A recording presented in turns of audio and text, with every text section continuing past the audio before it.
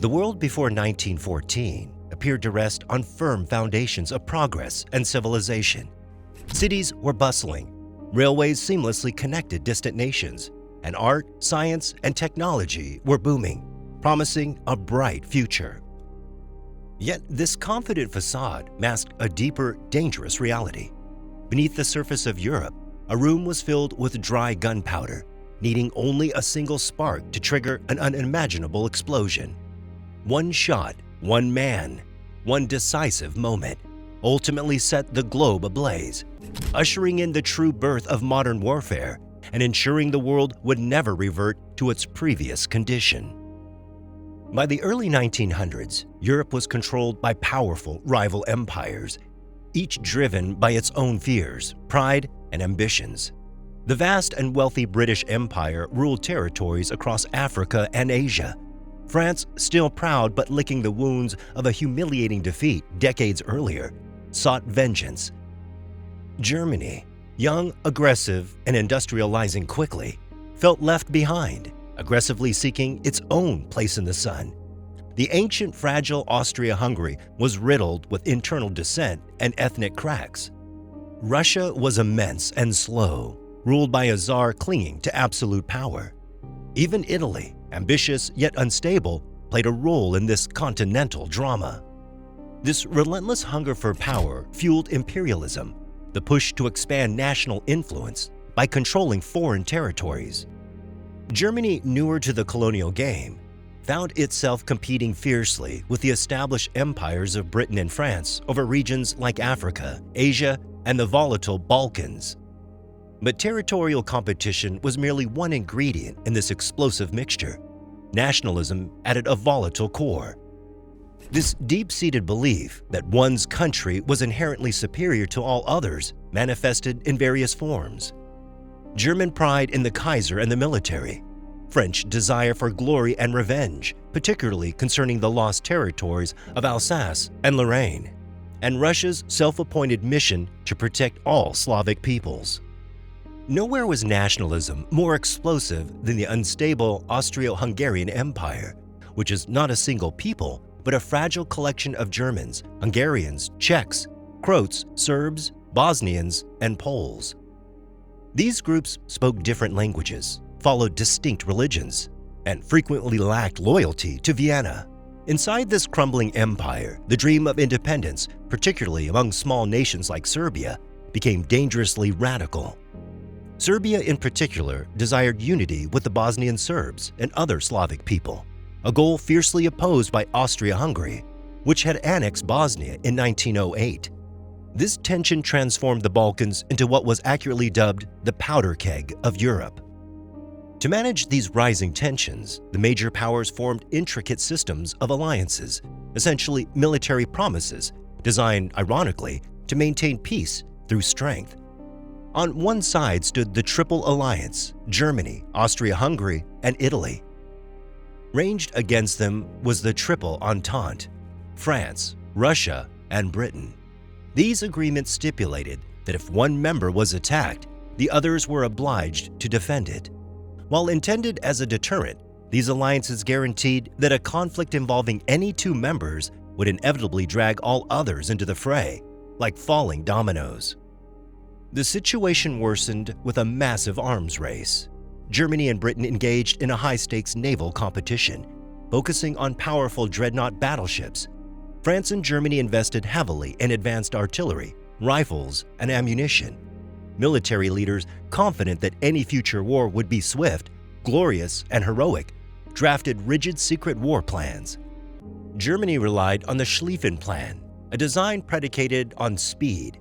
Knock France out quickly by sweeping through neutral Belgium, then pivot east to fight Russia. Meanwhile, Russia slowly modernized, France prepared static defenses, and Britain trusted its dominant navy. By 1914, all the pieces were set. The great powers were anxious and armed, bound by alliances and fueled by aggressive nationalism. On June 28, 1914, the inevitable spark arrived. Archduke Franz Ferdinand, heir to the Austro-Hungarian throne, visited Sarajevo, the capital of Bosnia. He arrived to demonstrate the empire's control over a region simmering with resentment. Among the crowds lining the route stood 7 young Bosnian Serbs, members of a secret nationalist group called the Black Hand, intent on assassination. The initial attempt failed when an assassin threw a bomb that merely bounced off the Archduke's car and injured bystanders. Chaos erupted, yet the Archduke insisted on continuing his visit to see the wounded in the hospital. This seemingly minor decision proved fatal. As the motorcade departed, the driver took a wrong turn, forcing the vehicle to stop directly in front of a small cafe. By pure deadly chance, 19-year-old Gavrilo Princip, who had been part of the failed plot and now believed the mission was over, was standing nearby. Princip seized the moment, pulling his pistol and firing 2 shots. Franz Ferdinand was struck in the neck and his wife Sophie in the abdomen. Both died moments later. This was more than a local tragedy. It was the final straw for Vienna. The Austro-Hungarian government was enraged that its heir had been murdered by a Slavic nationalist linked to a network leading back to Serbia, a rival long viewed as a troublesome threat. Believing Serbia must be punished to preserve the crumbling empire, Austria-Hungary sought guarantees from its most powerful partner. On July 5th, Kaiser Wilhelm II offered Austria-Hungary what became known as the blank check, a promise of unconditional German support, regardless of Austria's actions against Serbia. With Germany's backing, Austria-Hungary crafted a carefully calculated trap. On July 23rd, almost a month after the assassination, Vienna delivered a severe 10-point ultimatum to Serbia. The demands, which included requiring Serbia to suppress anti-Austrian propaganda and allow Austro-Hungarian officials to conduct an internal investigation on Serbian soil, was intentionally designed to be rejected, as compliance would violate Serbia's sovereignty. Serbia, scrambling to buy time, accepted most demands but refused the key point concerning foreign investigators, deeming it too humiliating. Austria-Hungary ignored this conciliatory reply. The carefully constructed web of alliances immediately began to tighten. On July 28, 1914, exactly 1 month after the shots in Sarajevo, Austria-Hungary declared war on Serbia. Serbia immediately called upon Russia, its self-proclaimed Slavic protector, which responded by mobilizing its massive, slow-moving army. Germany, seeing Russia's mobilization as a direct threat to Austria-Hungary and itself, issued a warning: stop mobilizing or face war. Russia refused. The Continental machine could not be stopped. On August 1st, Germany declared war on Russia. France, bound by treaty to Russia, began preparing its own troops. Germany, facing the long-feared war on 2 fronts, triggered the Schlieffen Plan. This meant attacking France first, requiring German forces to pass through neutral Belgium. Belgium refused transit, so on August 4th, Germany invaded. That same day, Britain, bound by an old treaty to defend Belgian neutrality and worried about German dominance, declared war on Germany. In just over a week, a local dispute in the distant Balkans had detonated Europe. The web of alliances had done its job, not to prevent conflict, but to guarantee its spread. Within days, the Central Powers, Germany, Austria-Hungary, faced the Allied powers, France, Russia, Britain, Serbia. The opening phase of the war was defined by Germany's rigid blueprint for quick victory, the Schlieffen Plan. The plan dictated a rapid, massive swing through Belgium and northern France, aiming to encircle and capture Paris within 6 weeks before Russia's army could fully deploy. Speed and surprise was paramount. But from the initial crossing of the Belgian frontier, the plan began to falter. The small Belgian army, demonstrating surprise determination, delayed the German advance for crucial days at the fortress city of Liège. German forces soon descended into brutality, committing massacres against Belgian civilians, a tactic that quickly turned public opinion in neutral countries like the United States against Germany. Every extra day of Belgian resistance threw off Germany's carefully timed railway schedules and deployment tables.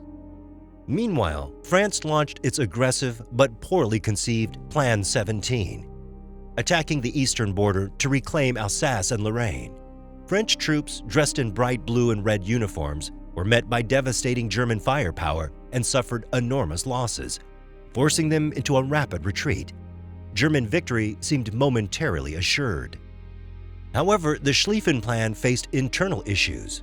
General Helmut von Moltke, the German chief of staff, had already weakened the critical right wing, the giant hammer sweeping through Belgium, to reinforce his defensive left wing against the French attacks. Furthermore, the arrival of the small but highly professional British Expeditionary Force, the BEF, in France slowed the German advance further, particularly at the Battle of Mons.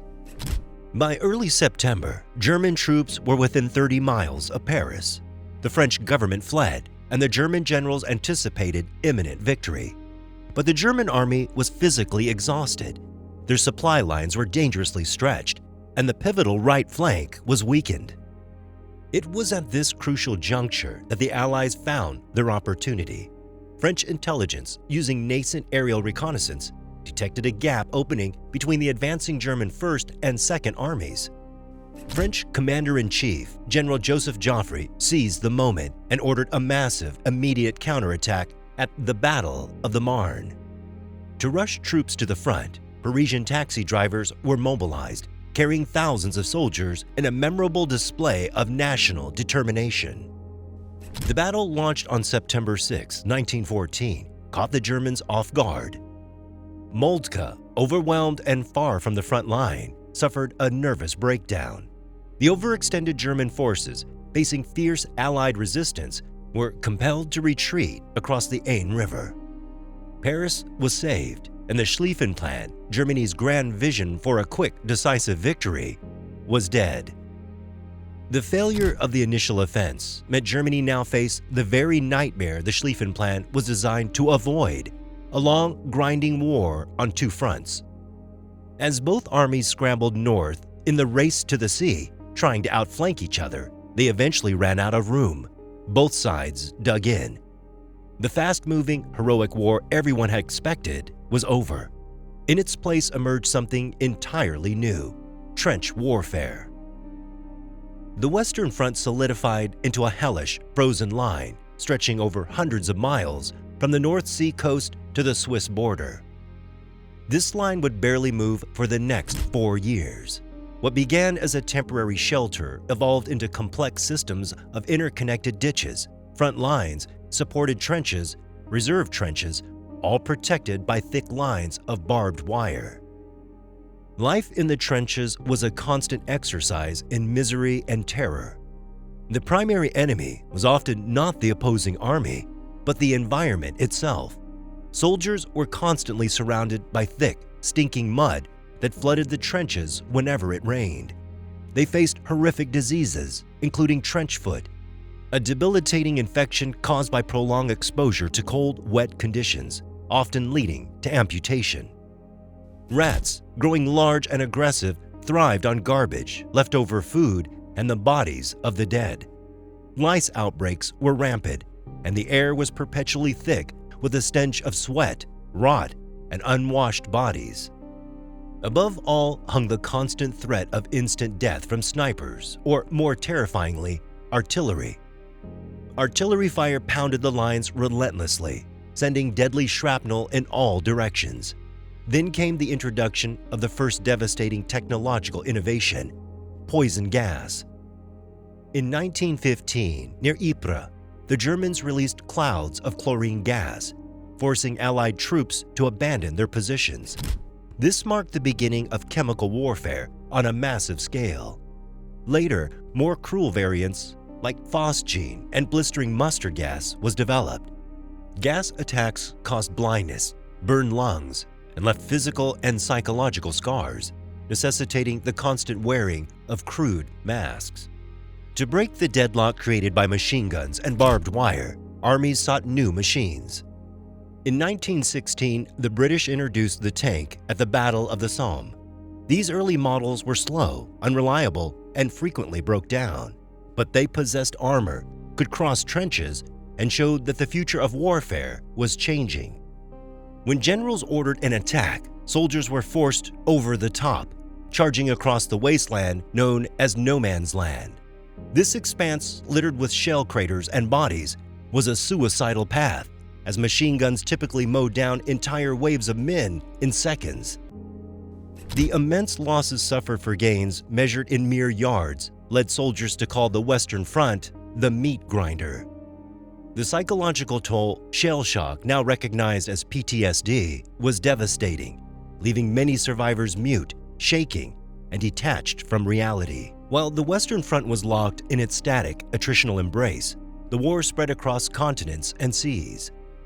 Far to the east, the war was defined by vast distances, rapid movement, and chaotic fighting. The Russian Empire, despite its massive population, was hampered by outdated infrastructure, poor communication, and weak leadership. Soldiers often lacked basic equipment. Many were sent to the front without proper rifles. In the early weeks, Russia surprised Germany by invading East Prussia. However, this led to a crushing defeat at the Battle of Tannenberg in August 1914, where German generals Hindenburg and Ludendorff encircled and destroyed an entire Russian army, taking 90,000 prisoners. Subsequent battles saw Russia suffer catastrophic casualties, although they continued to battle the struggling Austro-Hungarian forces. Austria-Hungary faced poorly against Russia, suffering massive losses and failures against Serbia, necessitating constant German intervention. In 1915, German-led forces broke through Russian lines in present-day Poland during the Gorlice-Tarnow offensive, forcing a massive Russian retreat. Despite the German gains, the front remained fluid, suffering from brutal winters, deep cold, disease, and stretched supply lines. Civilians in this region, including Poles, Jews, and Ukrainians, suffered terribly as armies constantly advanced and retreated. The Ottoman Empire, often called the sick man of Europe, held vital strategic ground, controlling the Turkish Straits, Bosporus, and Dardanelles. Fearful of its ancient enemy, Russia, the Ottomans listened to German promises of military aid and territorial restoration. In August 1914, two powerful German cruisers, the Guben and Breslau, seeking refuge from the British, were sold to the Ottomans and subsequently bombarded Russian ports. In late October 1914, the Ottoman Empire officially joined the Central Powers. The Allies sought a bold move to break the static deadlock in the West and seized on the idea of knocking the Ottomans out of the war by capturing the Straits. This would open a crucial supply route to Russia. The resulting Gallipoli campaign began with a failed naval assault in early 1915. On April 25, 1915, Allied troops, including the newly formed Anzacs, Australian and New Zealand Army Corps, landed on the Gallipoli Peninsula. The Ottomans, led by the rising commander Mustafa Kemal, later known as Ataturk, were prepared and fiercely defended the steep, rocky terrain. The expected swift victory turned into months of brutal trench warfare, mirroring the Western Front, complete with constant shelling, disease, and misery. After nearly a year of fighting and staggering losses, over 250,000 casualties on each side, the Allies secretly evacuated in January 1916. Gallipoli was a strategic failure for the Allies, but a huge morale boost for the Ottomans. The war in the Middle East raged on, notably in Mesopotamia, Iraq, and Palestine. The British began supporting Arab nationalist movements, promising independence in exchange for revolting against Ottoman rule. Figures like T.E. Lawrence of Arabia, helped organize guerrilla attacks, straining Ottoman resources. On the high seas, the war focused on economic strangulation. The powerful British Royal Navy immediately imposed a massive naval blockade on Germany, cutting off vital imports like food, oil, and raw materials, slowly beginning to starve the German economy and civilian population. Unable to challenge the Royal Navy on the surface, Germany turned to the U-boat submarine, a lethal new weapon capable of attacking undetected from beneath the waves. U-boats began targeting merchant ships supplying Britain. In May 1915, a German U-boat torpedoed the British ocean liner RMS Lusitania off the Irish coast. Nearly 1,200 people, including 128 Americans, died. Germany temporarily paused its unrestricted submarine warfare in the face of furious American outrage.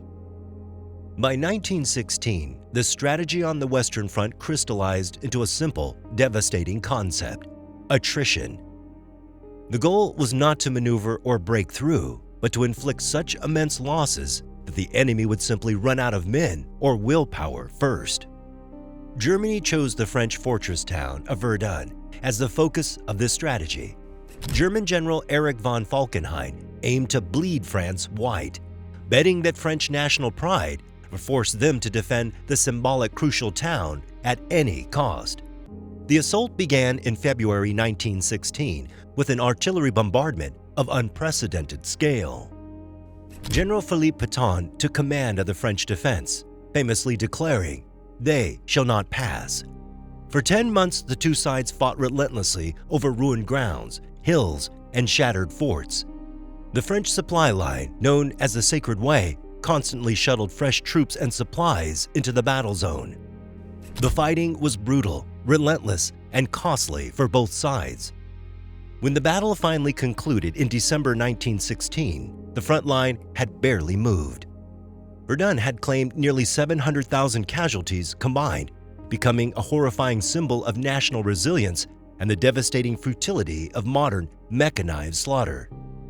To relieve the pressure on the French at Verdun, the British and French launched their own massive summer offensive along the Somme River. Commanders convinced that a week-long artillery barrage of over 1.5 million shells had obliterated the German defenses, ordered the infantry to advance slowly in formation on July 1, 1916. The bombardment failed miserably. Deep German bunkers had survived, and intact German machine gun teams waited for the advancing British troops. The result was a catastrophe. The first day of the Somme became the bloodiest day in British military history, resulting in over 57,000 casualties, with nearly 20,000 killed. The battle ground on for 5 horrific months amidst autumn rain and mud, achieving a mere few miles of advance. By its end, the Somme had resulted in over 1 million casualties for all sides. These relentless battles shattered the idealism that accompanied the war's opening days. The soldiers who survived the lost generation returned home feeling utterly disconnected from the values that had sent them to fight. This disillusionment, combined with the social upheaval of mass mobilization, changed societies profoundly. Women stepped into roles previously exclusive to men in factories, farms, and offices, driving ambulances and building weapons, accelerating the push for voting rights and social equality. Meanwhile, the government relied heavily on propaganda posters, films, and speeches to maintain civil morale, urge sacrifice, and sell war bonds as the home front struggled with rationing and shortages caused by the relentless demands of total war. The grinding nature of 1916 pushed both sides toward crisis in 1917. Germany, strangled by the British naval blockade and running out of options, made a desperate, calculated gamble. On January 31, 1917, it resumed unrestricted submarine warfare, sinking any ship, military or civilian, without warning if it entered Allied waters. Germany believed this policy could starve Britain into surrender within 6 months, before the neutral United States could possibly react. This high-stakes move immediately pulled the United States closer to the fire. The situation was inflamed by the interception and release of the Zimmermann telegram, a secret message from Germany proposing that Mexico join the war and in return receive back lost territories, Texas, Arizona, New Mexico, from the U.S. Outraged by the U-boat attacks and the direct threat from the Zimmermann telegram, President Woodrow Wilson went before Congress. On April 6, 1917, the United States declared war on Germany to make the world safe for democracy. The American military was small and unprepared initially. However, the commitment meant America's vast industrial and manpower resources, its fresh energy, were now fully committed to the Allies. This influx of support served as a massive psychological boost for the war-weary French and British troops. Meanwhile, the Eastern Front finally broke. Russia's massive casualties, persistent food shortages, and systemic failures led to widespread riots and protests in Petrograd. The Tsar Nicholas II, who had taken personal command of the failing army, was blamed for every defeat. In March 1917, he was forced to abdicate, ending the 300-year Romanov dynasty. The provisional government that took over failed to resolve the chaos and made the fatal mistake of continuing the deeply unpopular war. This created an opening for the radical political group, the Bolsheviks, led by Vladimir Lenin. Promising peace, land, and bread, the Bolsheviks seized power in a nearly bloodless coup in November 1917. One of Lenin's first acts was to withdraw Russia from the conflict. In March 1918, the Bolsheviks signed the punitive Treaty of Brest-Litovsk with the Central Powers, ceding massive amounts of territory, including Ukraine, Belarus, and the Baltic, in exchange for peace. The Allied Eastern Front ceased to exist. Germany was now free to shift nearly 500,000 troops from the east to the Western Front. With Russia out, German General Erich Ludendorff planned one final, all-out gamble to win the war before the full weight of American forces could arrive. In the spring of 1918, Germany launched the massive Spring Offensive, or Kaiserschlacht, using new infiltration tactics to punch through Allied lines. Initially, the offensive was devastatingly successful. German troops advanced farther and faster than they had since 1914, pushing the British Fifth Army into full retreat and threatening to split the Allied armies. However, the German forces advanced too quickly, outrunning their exhausted soldiers and severely stretched supply lines. The offense was checked by British and French counterattacks, notably at the Second Battle of the Marne, just 30 miles from Paris. Ludendorff's gamble failed, costing Germany over 600,000 irreplaceable casualties. The Allies, now coordinated under Supreme Commander French General Ferdinand Foch, saw their chance. The counterattack began with the 100 Days Offensive on August 8, 1918, near Amiens. This attack utilized speed, surprise, combined arms tactics, tanks, air power, artillery, and fresh American troops to devastating effect. German lines cracked, and Ludendorff called August 8th the Black Day of the German Army. This offensive marked the end of static trench warfare. The Allies, moving fast, did not stop to dig in, but maintained relentless pressure, pushing German forces back kilometers daily. The American Expeditionary Forces, AEF, led by General John J. Pershing, participated decisively, particularly in the major costly Meuse-Argonne offensive. Germany was collapsing both militarily and politically. Its allies were dissolving. Bulgaria surrendered first in September 1918, followed by the Ottoman Empire on October 30th. Most critically, the multi-ethnic Austro-Hungarian Empire disintegrated from within, as ethnic groups like the Czechs, Hungarians, and Yugoslavs declared independence.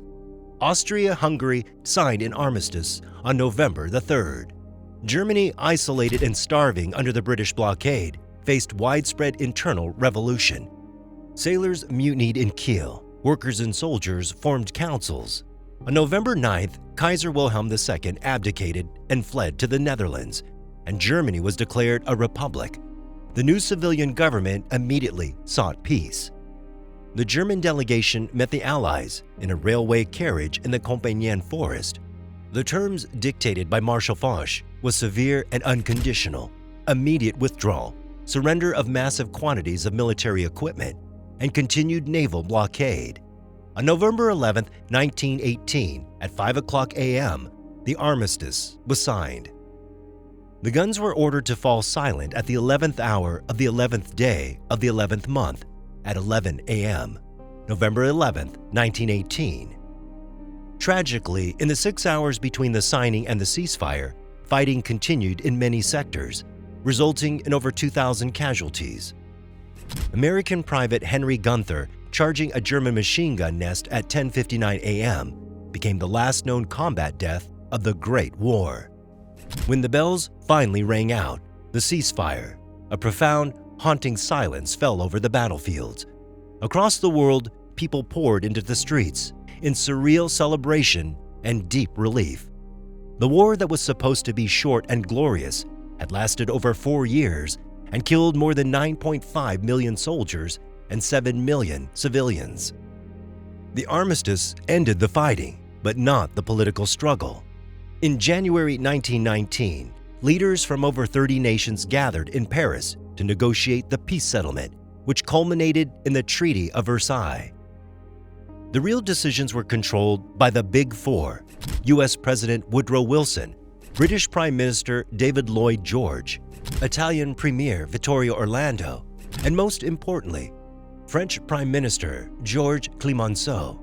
Wilson championed an idealistic vision outlined in his 14 points, calling for self-determination, open diplomacy, and a League of Nations, an international organization meant to prevent future wars.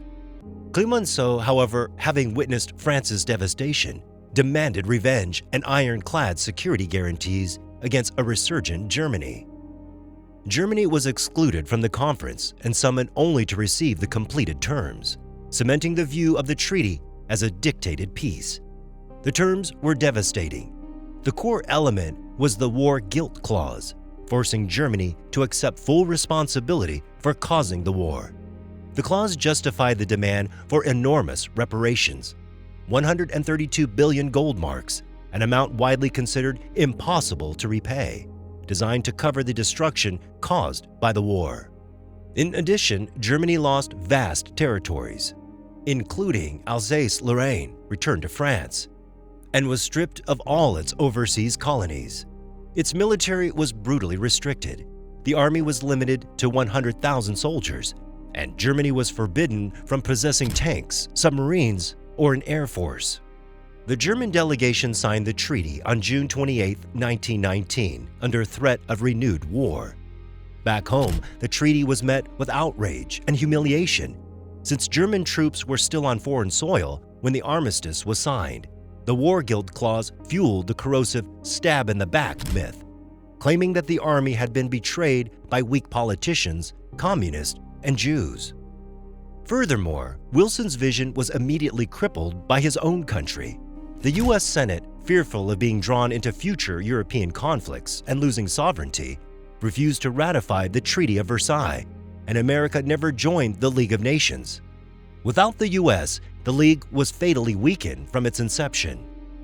The massive reparations quickly crippled the struggling German economy, which resorted to printing more money. By 1923, Germany was engulfed in hyperinflation, where paper money became nearly worthless and life savings were destroyed, causing immense social distress and unemployment. This economic chaos and the deep-seated resentment over the dictated peace provided fertile ground for political extremism. The old empires were gone, replaced by new, fragile nations like Poland, Czechoslovakia, and Yugoslavia, often burdened by deep ethnic divisions and contested borders. In the Middle East, the collapse of the Ottoman Empire led to British and French control through mandates, ignoring Arab calls for self-rule and contributing to future unrest. The peace of 1919 was, in reality, merely a fragile, uneasy pause. The Great War, the conflict that was supposed to end all wars, had failed to deliver lasting peace. Instead, it left behind a volatile array of unresolved conflicts and broken promises that ensured its successor was inevitable. The Treaty of Versailles, viewed by many historians as too harsh yet not strong enough to permanently cripple Germany, directly contributed to the next catastrophe. The economic devastation, coupled with the political turmoil of the Weimar Republic, allowed extremist ideologies to flourish. Adolf Hitler and the Nazi Party explicitly rose to power by promising to reject the hated Versailles Treaty, restore German pride, and rebuild the military. Across the continent, authoritarian regimes emerged, fascism in Italy and communism in the Soviet Union, rejecting democracy and promoting militarism. The League of Nations proved utterly incapable of halting aggression when Japan invaded Manchuria or when Italy attacked Ethiopia, emboldening Hitler to openly violate the treaty by rearming Germany.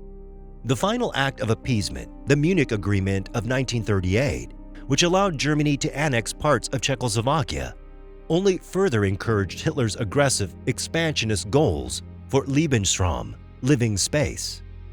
The technology developed in the trenches, tanks, airplanes, and highly efficient machine guns ensured that the next global conflict would be even more brutal and swift. The seeds planted in the mud of Flanders and the frustrated diplomatic halls of Versailles had matured into an unparalleled global threat. When Germany invaded Poland in September 1939, the world was once again plunged into conflict. The tragedy of the Great War is that while the guns ceased firing, the underlying conflicts never truly stopped.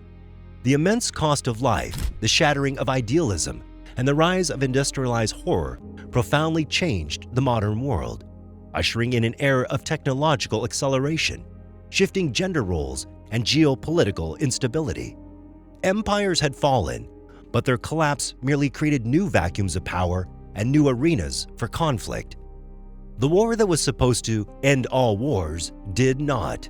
It merely taught humanity how to wage the next one with even greater efficiency and ruthlessness, casting a long, dark shadow over the century that followed. We remember the lost generation, whose shattered faith defined the interwar years, and acknowledge that the legacy of this terrible conflict lies not just in the trenches of the past, but in the ongoing global struggle to prevent the seeds of hatred from flowering again. The lessons of 1914 to 1918 resonate still. If we fail to address the root cause of division, the world may always find a new trigger, and the hope of a lasting peace will remain, tragically, just beyond our grasp.